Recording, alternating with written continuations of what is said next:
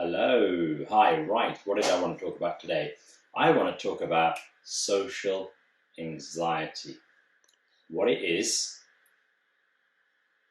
why social anxiety is useful for us, why it's not useful for us, and how to overcome it. So, what is social anxiety? Social anxiety is designed to protect you. It's a self-defense mechanism, and it's designed to keep you alive. Now, I saw a zombie movie, right, some weeks ago. I don't know which one it was, but in there was a whole lot of the zombies. If there's nobody to kill, the zombies just stand in one place. There's a whole army of them, and so these humans had to go through them. And the only way they could go through them was to walk very slowly and quietly, so they couldn't disturb them, and they filter through them. So social anxiety, in most of our history, most of our hunter-gatherer history, we lived in tribes.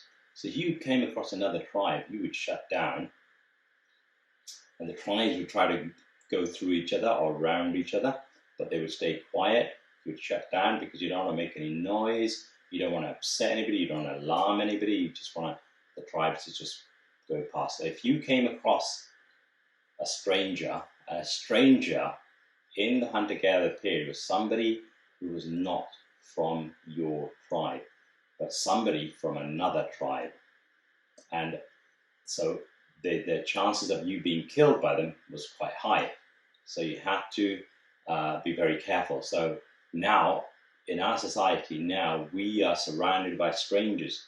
So our reptilian brain thinks these are people from a different tribe. So it shuts you down to protect you. The reason 99% of society has social anxiety, there is that one freaky percent, that don't, but that's anomaly. It's called anomaly. So the reason you're alive, the reason you exist today, is because your ancestors had social anxiety.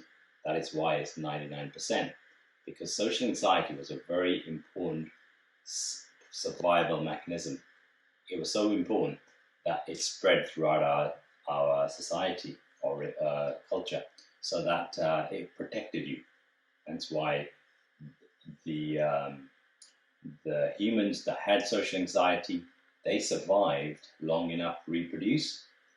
The ones that didn't have social anxiety, they got killed. So therefore, it's very useful. Unfortunately, in recent history, like in the last couple of 100 years, or even 1,000 years, we no longer have this tribal business, but our bodies haven't adjusted to this. Our minds haven't adjusted to this. It takes like a long time, like hundreds of thousands of years for evolution to adjust. So we haven't had a chance. It's only a couple of 100 years. So the problem is social anxiety is now a handicap in today's society, because if you talk to strangers, which everybody is, it doesn't get you killed.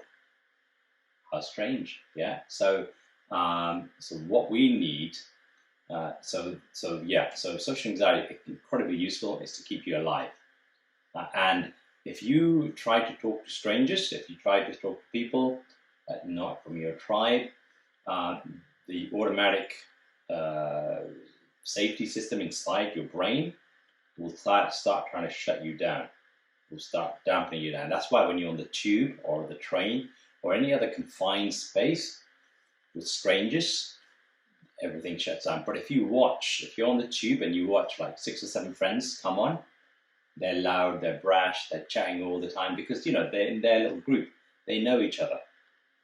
So then they're not constrained by the rest of the people around them who don't know anybody, right? So when you have social anxiety, be thankful for it.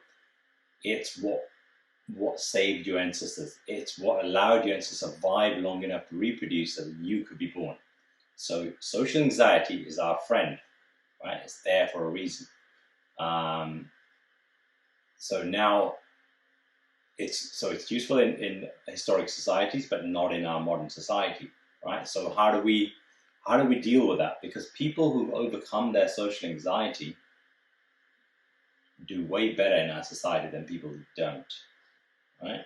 Generally, obviously, you've got the likes of Microsoft, Bill Gates, yeah, okay. But generally, people who don't have social anxiety, they do way better than people who do. So how do we overcome social anxiety? Well, the only way to overcome social anxiety that I know of is basically to give that brain, that subconscious mind, proof that you are not in any danger. Now, you can't just tell it, obviously, look, I'm not in danger, get rid of the social anxiety. It's not going to work because it's not going to believe you. So what you have to do is give it reference experience. So you have to give it lots and lots of reference experience until eventually it goes, all right, fair enough. I'm removing the social anxiety. You can now be unfiltered, unstifled, you do whatever you want because you're not in danger. So the way to do it is basically to go and talk to lots of people. So if you quickly go and talk to, it depends on each person obviously, but if you go and say hi to 100 people, you'll find your social anxiety disappears. The only problem is it comes back the next day. Life, hey? But if you kept doing it every day, so if every day you talk to 100 people, your social anxiety will go away that day. It'll come back the next day, you talk to 100 people, it goes away. You keep doing that over weeks and months, you'll find that the next day it doesn't reset. It stays away. And the more you do it, the longer it'll stay away. So if you did it for like a month, every single day, you'll find that at the end of the month, if you stop doing it, the social anxiety will still be gone for several weeks afterwards. And then if again, it will come back. But I think if you do it for 3 months, which I haven't done yet, I'm working on it, do it for 3 months or 6 months, you could probably get rid of it permanently. So that's what I wanted to say about social anxiety. So thank you very much.